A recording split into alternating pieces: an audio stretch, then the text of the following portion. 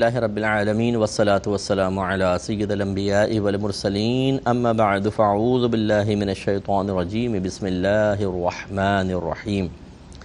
الحمدللہ الہادی پروگرام میں جہنم کا تذکرہ چل رہا ہے اور پچھلے پروگرام میں سورہ جاثیہ کی آیت نمبر 7 پر ہمارا کلام شروع ہوا تھا۔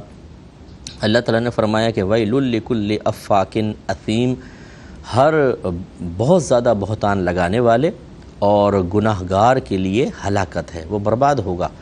تو اس پر یہ افاق پر میرا تفصیلی کلام ہوا اور اب ہم اثیم پر کلام کر رہے تھے، یعنی گناہ گار۔ اور آپ کو بتایا تھا کہ سب سے بڑا گناہ جو روئے زمین پر ہوتا ہے وہ کفر و شرک ہے۔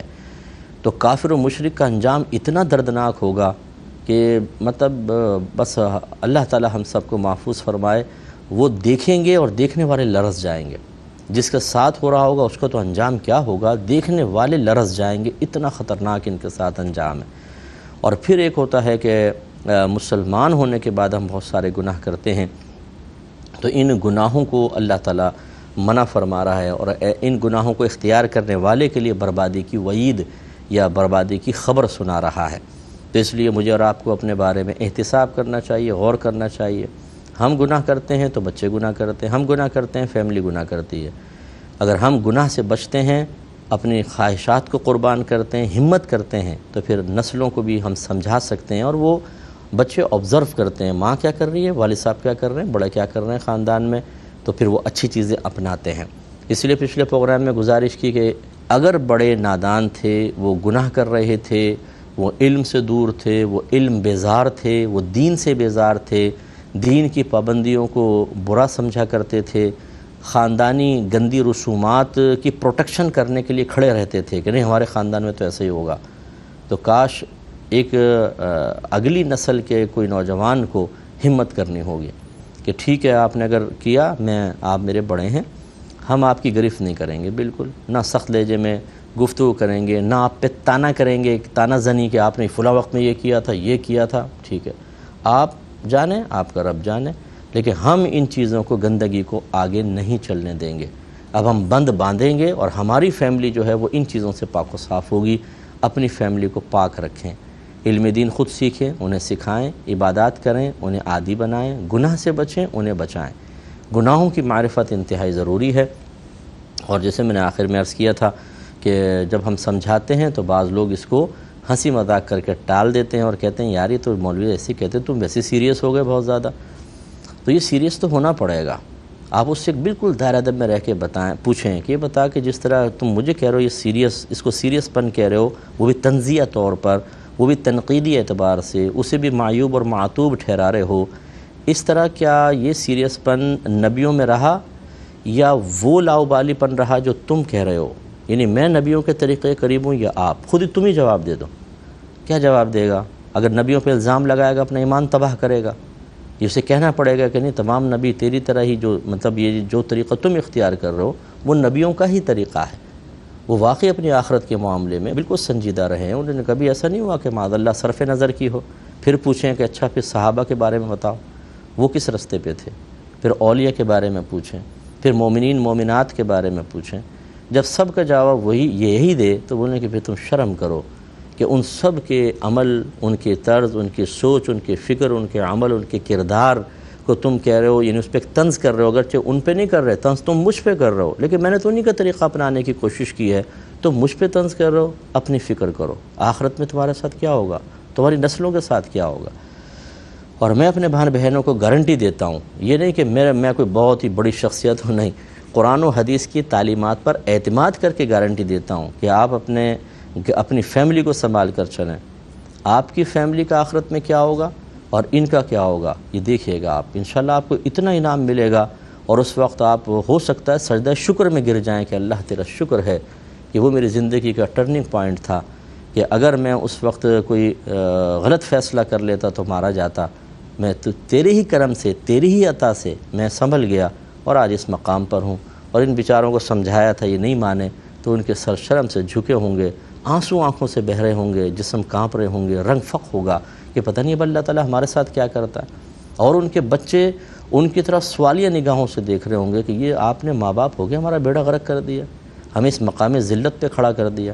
اپنی ڈیڑھ ہوشیاریاں آپ دکھاتے رہے دین کے معاملے میں، تعلیمی شرح کے معاملے میں، لوگ سمجھاتے تھے تو آپ اپنی ہی عقلی دلیلیں دے دے کے اپنے آپ کو غلط ہونے کے باوجود صحیح ثابت کرنے کی کوشش کرتے تھے، اور ان تعلیمات کو غلط ثابت کر کے ہمیں بھی جرأت مند کیا کہ آپ کے روش کو دیکھ کے کہ ابا اتنے بہادر ہیں تو بیٹے کو بھی ہونا چاہیے، ہم بہادر بنیں، اور آج بھیگی بلی بن کے کھڑے ہوئے ہیں صرف آپ کی وجہ سے۔ کیا جواب دیں گے؟ ابھی انشاءاللہ اگر موقع ملا، ابھی آگے آیات آ رہی ہیں، اس میں خاص نشاندہی کروں گا کہ اس طرح کی بات ماننے والا کیسا پچھتائے گا آخرت میں، اور جس نے اس طرح کے مشورے دیے ہوں گے اس کا انجام کیا ہوگا۔ اب ذرا آگے آیت دیکھیں، اللہ تعالیٰ فرماتا ہے کہ افاق اور اثیم ان دونوں کے بارے میں فرمایا بربادی ہے، پھر فرمایا یسمع آیات اللہ تتلی علیہ ثم یصر مستکبرا کأن لم یسمعھا۔ اللہ تعالیٰ فرماتا ہے کہ یہ جو گناہ گار ہوتا ہے، یہ بہت بہتان لگانے والا، ویسے یہ نضر بن حارث ایک شخص تھا کافر، یہ آیت اس کے حق میں نازل ہوئی۔ یہ کرتا کیا تھا؟ یہ سفر کرتا تھا کافی تجارتی وغیرہ، تو یہ اجمیوں کے پاس بیٹھتا تھا، غیر عرب کے پاس، ان کے پھر وہ خاندانی یا مطلب قبیلوں کے قصے کہانیاں سنتا تھا۔ ہر آپ کو پتہ ہے قوم میں کچھ ہسٹری ہوتی ہے، کچھ عشقیہ واقعات ہوتے ہیں، کچھ جنگوں کے واقعات ہوتے ہیں، کوئی اور کوئی اچھا کوئی شخص ہوتا ہے اس کے واقعات وہ سنتا تھا، اور پھر وہ یہاں پر آ کر ایک بڑی سی مجلس سجاتا تھا۔ لوگوں کو پتہ ہوتا تھا یا نضر حارث آ رہا ہے، نضر بن حارث واپس آ رہا ہے تو بڑے قصے لے کر آئے گا، تو پھر وہ عرب لوگ جو تھے کفار قریش وغیرہ سب جمع ہو جاتے، اور وہ ان کو خوش کن قصے بڑے اچھے انداز سے سناتا اور اس سے ان کا وقت پاس کرتا، اور اس کا مقصد بڑا مقصد یہ تھا یہ نبی کی نہ سنیں، یہ سرکار کی تعلیم پر غور نہ کریں۔ اس کا مطلب ہے کہ وہ ان واقعات کو دین سے روکنے کے لیے اور لوگوں کو اپنے گرد جمع رکھ کر کفر پر مصر کرنے کے لیے، اصرار کرنے کے لیے سنایا کرتا تھا۔ تو اب اس کے بارے میں اللہ فرماتا ہے کہ یسمع آیات اللہ، یہ اللہ تعالیٰ کی آیات کو سنتا ہے، تتلی علیہ جو آیات اس پر تلاوت کی جاتی ہیں، ثم یصر مستکبرا پھر یہ اپنی ضد پر ڈٹ جاتا ہے کہ کافر رہوں گا، میں نہیں آؤں گا اس طرف، کأن لم یسمعھا گویا کہ اس نے انہیں سنا ہی نہیں۔ تو آپ یہ دیکھیے کہ ذرا میں اپنے مسلمان بھائی بہنوں سے گزارش کروں گا، ذرا غور کیجئے کہ یہ وصف ہم میں ہے یا نہیں ہے۔ نمبر 1، ہم اپنی باتوں سے لوگوں کو غافل کرتے ہیں کہ نہیں کرتے ہیں؟ الٹی سیدھی مجلسیں سجاتے ہیں، بعض ایسے ہوتے ہیں جو بڑے چرف زبان ہوتے ہیں، ان کو بولنے کا ملکہ حاصل ہوتا ہے، وہ الٹے سیدھے فحش لطیفے جوکس قصے کہانیاں، تو محلوں کے اندر تھڑوں کے اوپر بیٹھے ہوتے ہیں نا، پھر وہ سب دیکھ رہے ہیں، اس کو سن رہے ہیں، یار کیا زبردست بول رہا ہو، وہ اپنے آپ کو ہیرو سمجھ رہا ہوتا ہے، یار روزانہ لڑکے میرا انتظار کرتے ہیں اور ایسی باتیں کرتا ہوں میرے گرد جمع رہتے ہیں۔ ارے بھائی تو سب سے بڑا غافل آدمی ہے، تیری وجہ سے سارے غفلت میں تو مارا جائے گا آخرت میں۔ اسی طریقے سے اور یہ فیس بک کے اوپر، سوشل میڈیا پر، جہاں پر بھی مطلب یہ کہ دوستیاں ہیں، فرینڈشپ ہے، جہاں پر آپ آپس میں رابطہ کر سکتے ہیں، ان تمام جگہوں پر آپ دیکھیں جو اس قسم کے لوگ ہوتے ہیں وہ لوگوں کو غافل کرنے میں مشغول ہوتے ہیں۔ تو یہ اگر ہمارے اندر بھی یہ صفت ہے، ایسی بعض خواتین ہوتی ہیں کہ اگر کوئی دیندار عورت آ جائے گی اس کے پاس بھی نہیں جائیں گے، نہیں وہ کیا کرے گی، غیبت نہیں کرو، چغلی نہیں کرو، نماز پڑھو، یہ نہیں کرو، بھئی یہی کہیں گی بس وہ۔ اچھا، اور یہ آپ نے سننا نہیں ہے، آپ کو چٹپٹی چیزیں چاہیے، فلاں کی ساس کیا کر رہی ہے، نندے کیا کر رہی ہیں، کیا گھر میں چل رہا ہے، شوہر کیا لا رہا ہے، کیا نہیں لا رہا، کس گھر میں جھگڑا ہوا، کس گھر میں نہیں ہوا، وہ پھر اسی طرح کی مجلس اور محافلیں سجا کر عورتوں کو غافل کرتی رہتی ہیں۔ اگرچہ ارادہ یہ نہیں ہوتا کہ لوگ اللہ کے دین سے روکیں، لیکن بہرحال اتنے بھی ہم بھولے بھالے اور بچے نہیں ہیں کہ یہ نہ سمجھ سکیں کہ میری یہ مجالس، میری یہ باتیں اور میری یہ فضولیات کس طرح لوگوں کے دل میں غفلت پیدا کر کے انہیں اللہ سے، دین سے بیزار کر رہی ہیں۔ تو یہ مشابہت ہے۔ اور پھر اس کے بعد یہ ہمیں غور کرنا ہوگا کہ یہ وصف تو نہیں ہے کہ ہم آیات سنیں، ہدایت سنیں، پھر بھی تکبر کرتے ہوئے اپنی ضد پہ ڈٹ جائیں گویا کہ ہم نے ان کو سنا ہی نہیں۔ تو یہ اکثر میں نے دیکھا ہے کہ علماء کے بیان، عوام کا یہ ذہن بن چکا ہے، بیان سنیں گے بس وقتی طور پہ یوں سر ہلایا، کوئی ایک آدھ نعرہ لگا، باہر نکلیں گے بیان بھول چکے ہوں گے۔ خصوصاً اگر بیچ میں کھانا پینا ہو گیا، کوئی لنگر وغیرہ ہے، نیاز وغیرہ ہے، تو اس میں وہ ڈٹ کے کھایا اور ہنسی مذاق بھی چل رہا ہے، سب کچھ ہو رہا ہے، تو پہلے ہی وہ تو ادھوری باتیں سنی تھیں، ذہن کہیں اور تھا، پاکستان کا کرکٹ میچ ذہن میں چل رہا تھا، سامنے مولوی صاحب کلام کر رہے تھے، تو آدھا سنا، آدھا میچ کی طرف توجہ۔ پھر کھانا کھانے بیٹھے تو جو عادت تھوڑا بہت ذہن میں تھا وہ بھی نکل گیا۔ پھر باہر آ کے کبھی ہماری عادت نہیں ہے کہ جو کچھ سنا ہے اس پہ غور و تفکر کریں، تو یہ بالکل ایسا ہو جاتا ہے کہ گویا کہ ہم نے اس کو سنا ہی نہیں۔ اسی لیے آپ یہ، میں کوئی خوابی باتیں نہیں کر رہا ہوں، جمعے کا بیان سن کے کوئی باہر نکلے، کسی جلسے میں عالم کا بیان سن کر باہر آئے، اس سے پھر پوچھ کر دیکھیں اچھا بتاؤ ذرا تم نے کیا سیکھا آج، یا اس کا خلاصہ بیان کر دو، نہیں کر سکتے۔ جو یہ کہہ رہا ہوتا ہے نا آج تو ایمان تازہ ہو گیا، اس سے ایمان کی تعریف پوچھ لے اور تازگی ایمان کا مفہوم پوچھ لے، یہ تک نہیں بتا سکے گا۔ یعنی اتنی سرد مہری اور غفلت میں نے آج تک نہیں دیکھی ہے۔ یہ کافروں کا طریقہ تھا کہ سنو، ایک کان سے سنو، وقتی طور پہ اگر توجہ رہی بھی تو ٹھیک، ورنہ دوسرے کان سے اس کو باہر نکالو، دل میں نہ اتارو۔ دل میں اتارنے والے وہ لوگ ہوتے ہیں جو غور سے سنتے ہیں۔ جب کسی ایسے محفل مجلس میں جاتے ہیں، قلم ڈائری ان کے ہاتھ میں ہوتی ہے، ہر وہ نقطہ لکھتے ہیں کہ جس نقطے کو وہ سمجھتے ہیں کہ اس سے پہلے نہیں لکھا تھا، یا جس کا بعد میں یاد رہنا میرے لیے بہت زیادہ نافع ہے، اور پھر وہ غور سے سن کر سمجھ کر ذہن میں محفوظ رکھتے ہیں کہ کاپی میں ڈائری میں لکھ بھی لیتے ہیں، اور پھر آ کر بیان کرتے ہیں کسی نہ کسی کے سامنے، سکھاتے ہیں، پھر چیز ذہن میں محفوظ رہتی ہے۔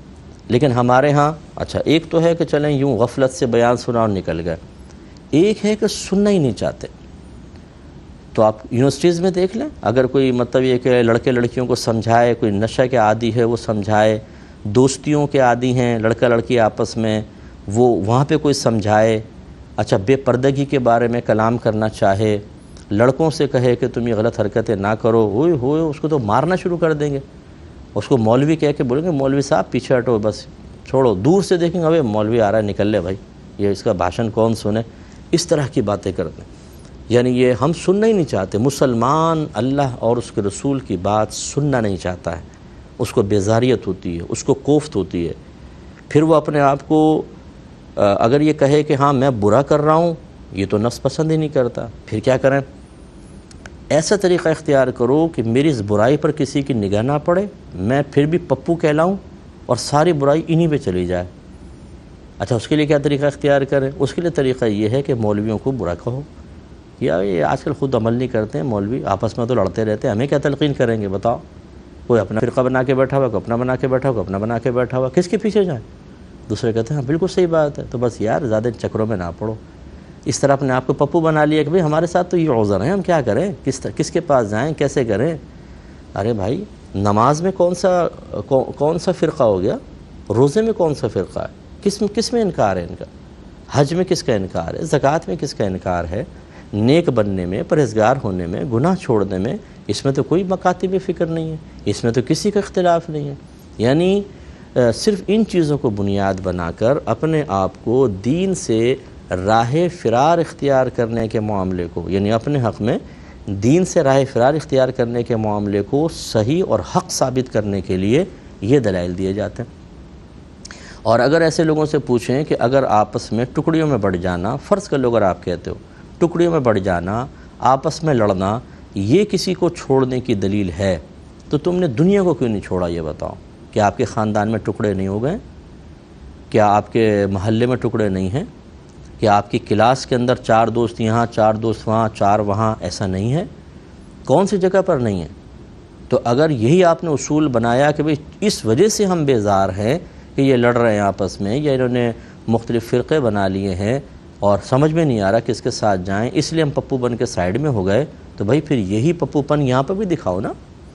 کیوں نہیں چھوڑ دیتے خاندان کو؟ کیوں نہیں چھوڑ دیتے دنیا کو؟ کیوں نہیں کہتے کہ جی پھپھو وہاں بیٹھی ہیں، خالہ منہ بنا کے وہاں بیٹھی ہے، ماموں وہاں، امی وہاں، ابا وہاں، تو میں آج گھر ہی چھوڑ کر جا رہا ہوں، بھئی ہم تو بیزار ہو گئے اس گھر سے۔ نو، وہاں تو ایڈجسٹ کرنا ہے، ان تمام جھگڑوں کے ہونے کے باوجود چلتے رہنا ہے، رشتہ داروں سے ملنا بھی ہے، رشتہ داریاں بھی قائم کرنی۔ اس کا مطلب یہ ہے اپنے آپ کو پاگل نہ بنائیں، اپنے آپ کو بیوقوف نہ بنائیں۔ یہ علماء کا اگر آپس میں اختلاف ہوتا ہے، کوئی نظریاتی اختلاف ہے، دلیل کی بنا پر یہ ہوتا ہے۔ اسی طرح کوئی فقہی اختلاف ہے، دلیل کی بنا پر ہوتا ہے۔ کوئی آپس میں نہیں لڑ رہا، پیار محبت سے ہیں۔ اگر ایک آدھ کوئی جزی آپ کو نظر آتی ہے، یعنی ایک آدھ فرد نظر آتا ہے، تو یہ کل نہیں ہے۔ اس پر بھی میں آپ کو ایک عقلی طور پہ سمجھا دیتا ہوں۔ اگر آپ کے خاندان میں ایک بچہ چوری کر لے اور ایک آدمی آ کر کہے کہ تمہارا تو پورا خاندان چور ہے، اب ہم تم سے تعلق نہیں رکھیں گے، بتائیں کیا وہ صحیح کہہ رہا ہے؟ یقینی سی بات ہے غلط ہے۔ ایک بچے کے فعل سے پورے خاندان پہ الزام کیوں؟ اور ٹھیک ہے اس بچے کو چھوڑ دیں، آپ کہیں تم ہمارے پاس نہ آنا، تم ہو سکتا ہے ہمارے گھر میں بھی چوری کر لو، لیکن پورے خاندان سے قطع تعلق کیوں؟ تو اسی طرح اگر کچھ دیندار ایسے نظر آئیں جو حالات زمانوں کو نہ سمجھتے ہوئے فرض کر لیں غلط طریقہ کار سے آپس میں لڑتے نظر آئیں، یا وہ ایک دوسرے پہ الزام لگاتے ہوئے یا ایک دوسرے کے بارے میں غلط رویہ اختیار کرتے ہوئے نظر آئیں، تو یہ کیا کل ہیں؟ ان کو دلیل بنا کے آپ دین سے دور ہٹ جائیں گے؟ یہ غلط طریقہ کار ہے، یہ غلط روش ہے، اس کا نقصان کسی کو بھی نہیں ہوگا، اس کا نقصان خود ایسا کرنے والے کی ذات کو ہوگا۔ اس لیے ایک تو ہے بے پرواہی سے سننا، اور ایک ہے کہ سننے کے لیے تیار نہ ہونا، اپنے دین سے بیزار ہونا۔ دونوں چیزیں بہت زیادہ غلط ہیں، اور اس کا خمیازہ دنیا میں شاید آپ اتنا نہ بھگتیں، ادھر بھی ہوتا ہے لیکن آخرت میں تو ہے۔ ادھر جو ہوتا ہے اس کی ایک میں مثال آپ کو دیتا ہوں کہ اگر احتیاط نہ کریں، دین نہ سیکھیں، دین داروں سے دور بھاگیں تو بعض اوقات پوری زندگی حرام کھاتا رہتا ہے آدمی۔ اور میرے آقا صلی اللہ علیہ وسلم ارشاد فرماتے ہیں کہ جو گوشت حرام سے پلے بڑھے اس کے لیے جہنم کی آگ بہتر ہے۔ تو آپ کی اولاد بھی اگر حرام کھلائیں گے جہنم میں، انسان بھی جہنم میں۔ اسی طریقے سے بعض اوقات طلاق کے مسائل نہیں پتہ ہوتے، شوہر حضرات طلاق دے دیتے ہیں اور اتنے بھولے ہیں پتہ ہی نہیں، مجھے کیا پتہ۔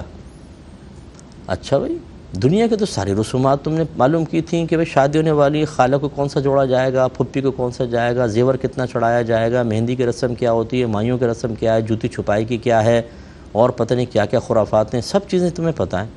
یہ نہیں پتہ تھا منع کو، طلاقیں دے دیں، 3 طلاقیں دے کر اور آرام سے ساتھ رہ رہے ہیں، معاذ اللہ ثم معاذ اللہ، گویا کہ زنا کو حلال سمجھا ہوا ہے، گھر میں زنا جاری ہے اور کچھ شعور نہیں ہے۔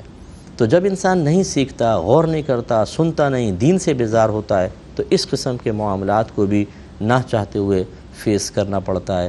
اللہ تعالیٰ سے دعا ہے کہ اللہ تعالیٰ آپ کو، مجھے، ہم سب کو دین کو اہمیت دینے، اس کے تقاضے کے مطابق چلنے کی توفیق عطا فرمائے، آمین۔ وآخر دعوانا ان الحمد للہ رب العالمین۔